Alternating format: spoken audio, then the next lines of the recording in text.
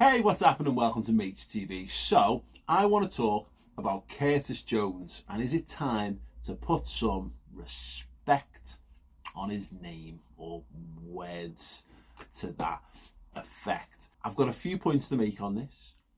I want to know your initial thoughts on Curtis Jones in the comment section underneath, because we've just seen something of a resurgence for the young player in the Liverpool side at the same time that Liverpool have gone through their own resurgence. So, at time of filming, 9 consecutive starts for Curtis Jones. In that time, Liverpool have gone from being a team that was struggling to get in the Europa Conference League to a team that's guaranteed Europa League football, at least for next season, and is still in with an outside chance of getting back into the European Cup as well. I want to run a couple of little experiments with you guys, if you don't mind too much. I've got a couple of questions that I want you to answer, and then I'm going to get through. I've got some stats, I've got some figures, I've got some interesting bits and pieces on Curtis Jones, past, present and future. First question, and it might seem like a really simple one, but just go with me on this one. I want your instant reactions on this. I don't want you to Google it, I don't want you to research it, don't look at the other answers. If you're on podcast, you can just tweet me at the Paul Machin the answer if you wish, or you can just scribble it down, or just think it, whatever you want to do. How old is Curtis Jones? That is question number one. How old is Curtis Jones? Just years, don't need to know days or months, weeks. Just let me know how old he is. And second question is, how many appearances in all comps has Curtis Jones made for Liverpool's first team since making his debut? Be quick. In fact, if you want to have a second, you can pause this or whatever, get your answers in, and then we'll crack on. Why I'm asking you this is just a small thought experiment, because I had not an argument, but let's just say a heated conversation with a family member earlier on in the season, going back to late 2022. And his point on Curtis Jones was that for a lad of his age, he hadn't really developed. He should be a first team player by that point. He should have developed. As a player of 24 to 25 years old, he said, I'd be expecting more from him at this stage of his career. To give a spoiler for the answer to the question, Curtis Jones was 21 while I was having this conversation, which means that today, right here, right now, time of recording, Curtis Jones is, ding, ding, ding, 22 years of age. And do you know how many games he's played? He has made, in all comps, 95 appearances for Liverpool, 61 in the league in that time. And if he plays in Liverpool's final 2 games of the season, 2 to go as this is being recorded, there'll be 97 and 63. Just for a little bit of context on that, in terms of some other names to play for Liverpool. In fact, we can play former Liverpool midfield academy graduate bingo if you would like. And we think of as many Liverpool graduates from the academy who are midfielders who came into the first team picture, whether they played loads or not. What names come to your mind when you think about those things? And there's a couple that immediately come to mind straight for me. Throw some into the comments, or again, scribble them down, have a think about them. If you want a little bit of time, but again, pause this while you have a little think, because it's quite good. It's quite a good fun game to play. Again, it's kind of a academy nostalgia bingo as well. Right. John Welsh played for Liverpool, made 10 appearances. Jordan Williams, 1 appearance for Liverpool. Darren Potter made 17 appearances for Liverpool. Jordan Rossiter made 3 appearances for Liverpool. That one surprised me. Danny Guthrie made 7 appearances for Liverpool. Jay Spearing, who is far and away on this little list, 55 all-comps appearances for the Reds. Adam Hamill didn't make a single Liverpool appearance, had a better time up in Scotland. Suso, borderline more of a forward, but for talking's sake, 21 appearances for the Reds. And Cameron Brannigan made 9. Just for the sake of being complete, if we take Suso out the equation, because he's not genuinely homegrown and he was more of a winger maybe, the total appearances that all of those former Liverpool midfield graduates made was 104. 104 all-comps appearances for all of those footballers who have all, in one way or the other, tried to follow in the footsteps of Steven Gerrard. Liverpool have been crying out for that midfielder. No one has really come close. Now, we've had other footballers, of course, you know, who've come through and done all right, and not loads, if we're being perfectly honest, but obviously the most recent one and the one who leads the way, the leading light right now is, of course, Trent Alexander-Arnold. Some interesting facts to just compound this point a little bit further. Actually, in terms of his appearances made for Liverpool, and by the way, 22 years old, just to reiterate, there are only 22 players to graduate from Liverpool's academy and play more times in the Premier League in the history of the Premier League. So only 22 players have been raised through Liverpool's academy and gone on to play more Premier League games. Of those, only 6 of those players are still active, and for the sake of interest, those names are Jack Harrison at Leeds, Jordan Ibe, who's currently unattached, Martin Kelly's at Wigan and injured, Conor Cody at Wolves / on loan at Everton, Trent Alexander-Arnold, and Raheem Sterling.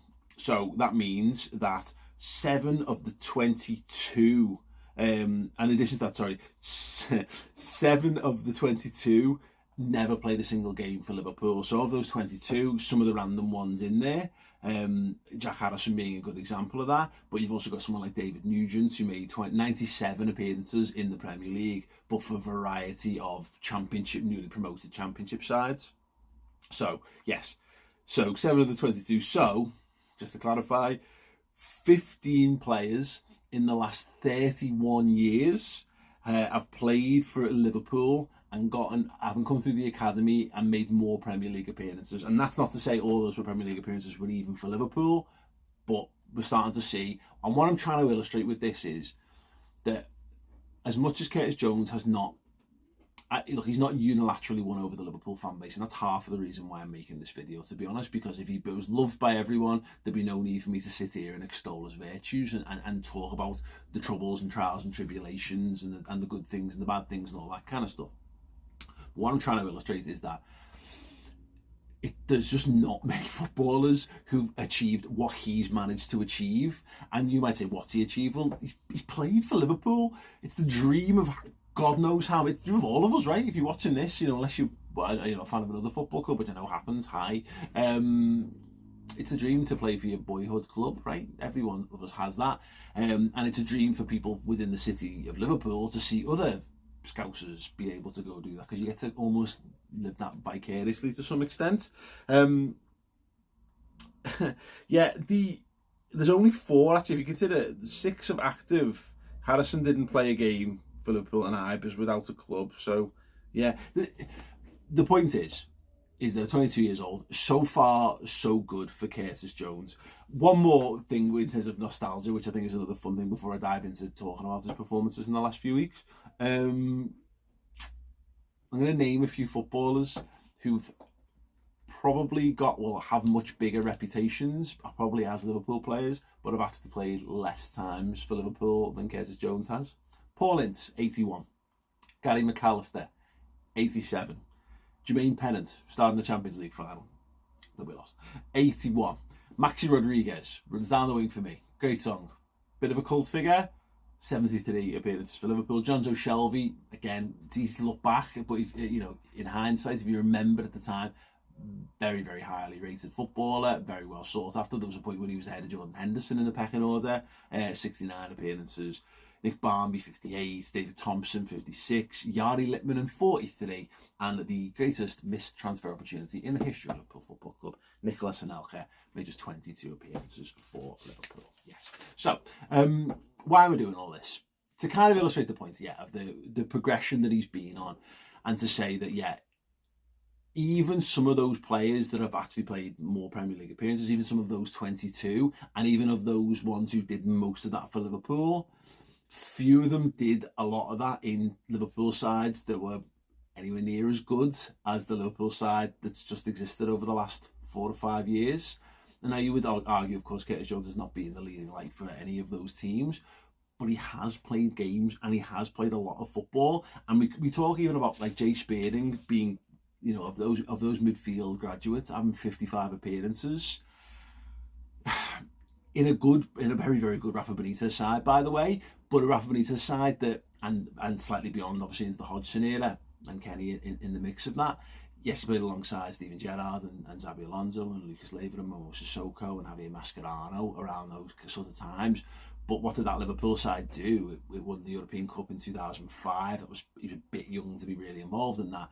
FA Cup in 2006, Athens final in 2007, second place in 08-09.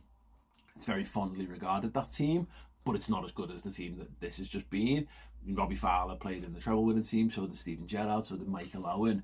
That is one of the better teams, but even that, it's a UEFA Cup team. It's not a Champions League team. It's not a team that wins the Premier League. You get my point on that. I've been really impressed with Curtis Jones, and that's what I want to talk about. Is I think there's been a lot of shade thrown at him unfairly, and I think for two reasons. I think because we've had something of a crisis of recruitment in the midfield in the last few years, where injury-prone players have stuck around, and there's not been enough refresh of the squad in that particular area. And Curtis Jones has had his own injury issues, so I think there's an immediate thing to go Naby Keita, Alex Oxlade-Chamberlain, Curtis Jones, and go, there you go. There's three players who are letting everyone down by not being available and being on the pitch. And I think that's unfair. I think Naby Keita is so weird.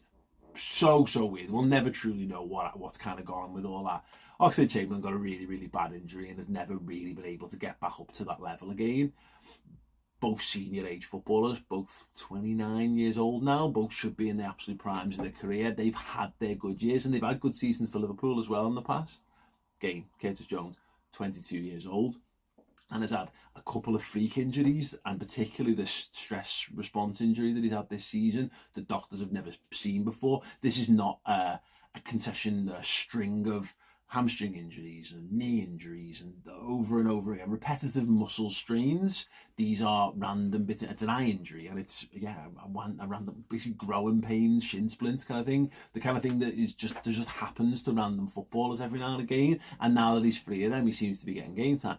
The other point is that looked like he was being groomed as a long-term Gini Wijnaldum replacement. And I think at times how people remember Gini Wijnaldum, I think, is fascinating, because he took so much slander from all the usual quarters. The kind of people who do drop hate and disrespect on footballers of their own, supposedly of the team that they love, really, really readily.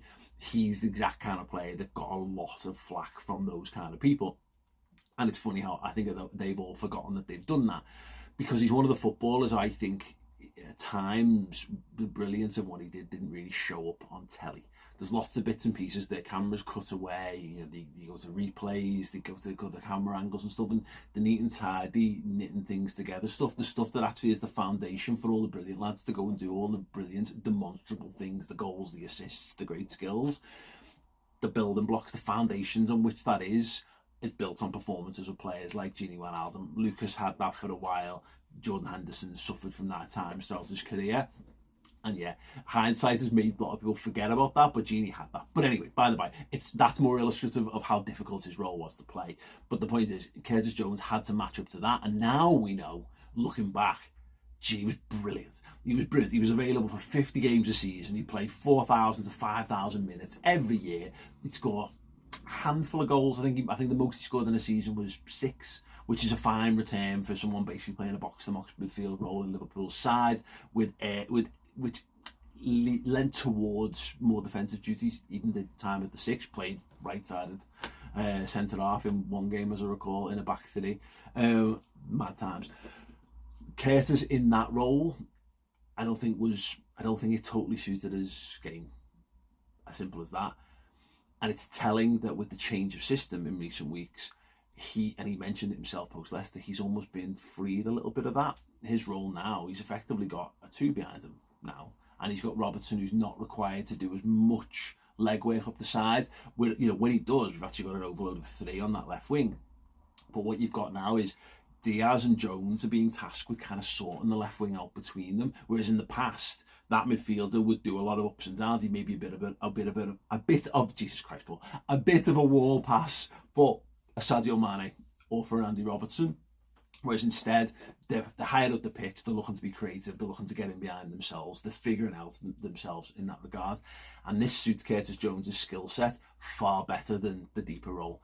This is where he's been trained, this is where he's come through. We talk about academy graduates, and maybe he doesn't fit into this because actually he was more of a left forward for Liverpool's academy, scores goals, creating loads of goals, looking streets above other people in his weight class, effectively coming through the ranks. And then to be asked to come and do a box-to-box role, hey, listen, shock, it's not, it shouldn't be underestimated how difficult that was.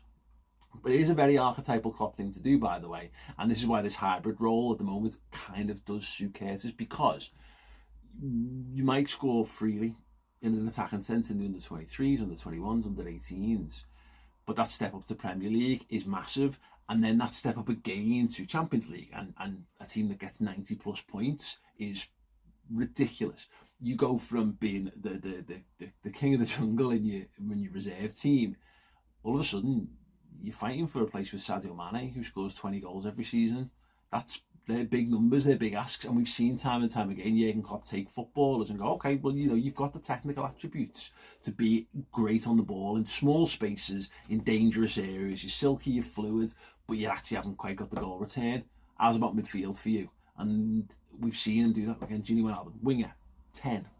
Attacking player, dropped into midfield and doing it brilliantly. Adam Lallana, winger, 10. Dropped into midfield, did a good job. James Milner, winger, left back. You know what I mean? But actually, because of the way this system's changed, what you mean is Kez isn't responsible for scoring 15 goals a season from this position, but he actually is able to go, when the situation demands it, he is allowed the freedom to get in beyond, and he has that muscle memory, he has that skill set, he's got the feet, he's got the pace, he's got the agility, and he's got the reading of the game to be able to get in, and we're now seeing that in goal return. And one thing I want to do, and I have done extra research on this one, the only two teams who really play a comparable style of football right now to what Liverpool are doing, they've been doing it for longer than Liverpool this season, Manchester City and Arsenal, the two best teams in the country this season, based on league position, and the two players who most closely resemble what Curtis Jones does in that system, and I got this from Chris, who's done deep dives galore on Redmen, on the Redmen YouTube channel on this, so I trust his recommendation on this better. Ilkay Gundogan for Man City and Granit Xhaka for Arsenal, with the caveat, and these are Chris's words, not mine, Gundogan doesn't do the round the outside stuff as much as Curtis Jones does, so Xhaka's actually a little bit more of a better comparison for how they utilise that position, but they play functionally, they're the most similar across those three teams: Curtis Jones, Granit Xhaka and Ilkay Gundogan. So just comparing, to take the small sample range, and it is a small sample range, so it's not conclusive, but I think it is interesting. The 9 games now that Curtis Jones has started back-to-back, let's compare Granit Xhaka and Ilkay Gundogan over that same period, just to see what that looks like. So Curtis started the last 9, he's got 3 goals and he's got 1 assist in that time.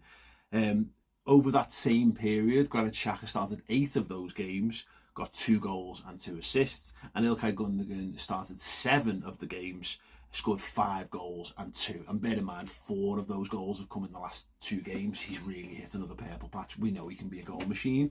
So just to add that up, goal contributions: Curtis Jones 4, Granit Xhaka 4, Ilkay Gundogan 7.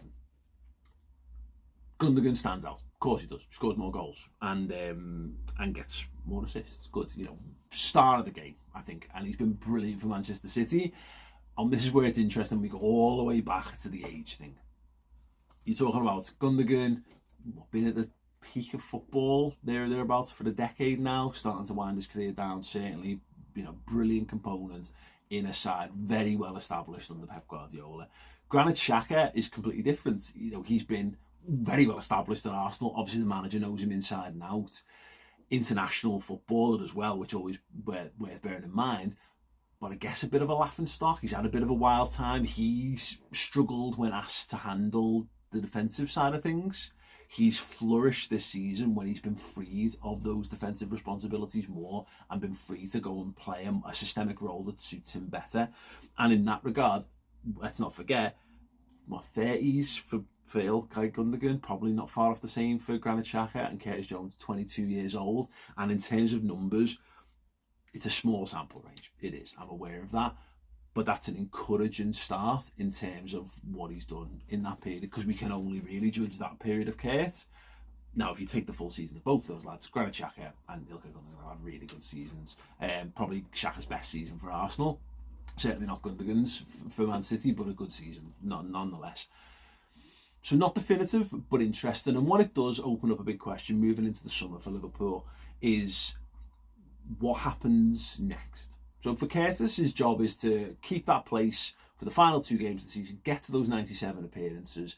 Can you add another goal? Can you add another assist? And then all of a sudden, if he can get to a situation where he's maybe got that 11 appearances, 11 starts, and his goal contributions are maybe 5 or 6, that's a very healthy return for that position. And when I talk about the next and the summer, if you haven't checked out my Klopp 2.0 videos, do go and check those out. I'm going to be doing another one on, I think, for next week on who's going to suit the system moving forward, who's already at the club. I have this vision of Liverpool are just going to buy like 2 or 3 midfielders, and they're going to be the perfect fit for the 6, the left 8 and the right 8/10. And that will be, we'll just elevate, we'll just go above and beyond. But it's interesting when you compare him to lads doing his job at clubs that are already flying and seeing that he's actually doing a pretty decent job when he's probably 2 to 3 years away from the peak of his career.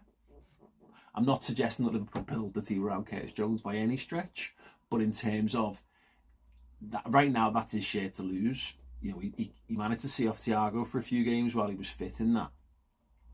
Liverpool go and buy like a Mount or a McAllister or a Gravenberch or any number of players, a Barella maybe. Is Barella probably I guess would be one of the better fits for that? You'd expect still them to come in above him.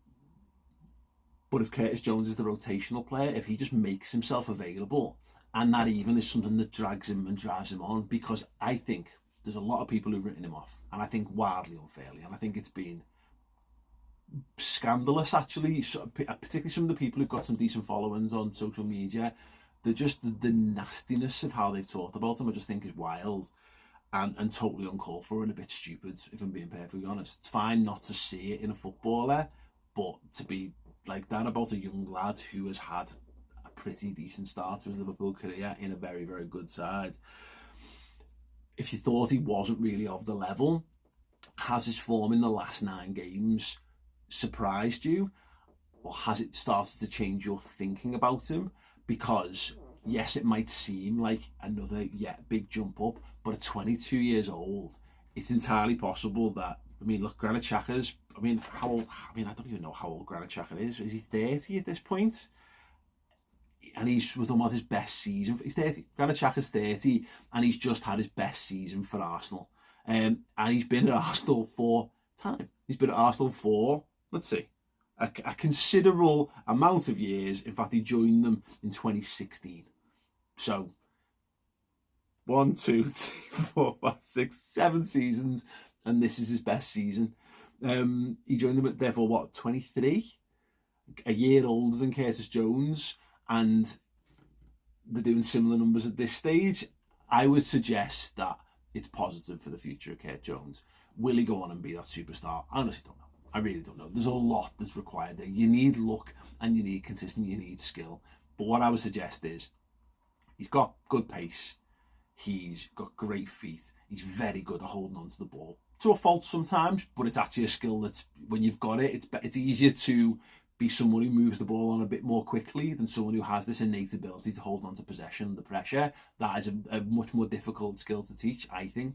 He's got an eye for goal. He's happy to play some wild passes in behind. He's played some great passes since he's been in that role.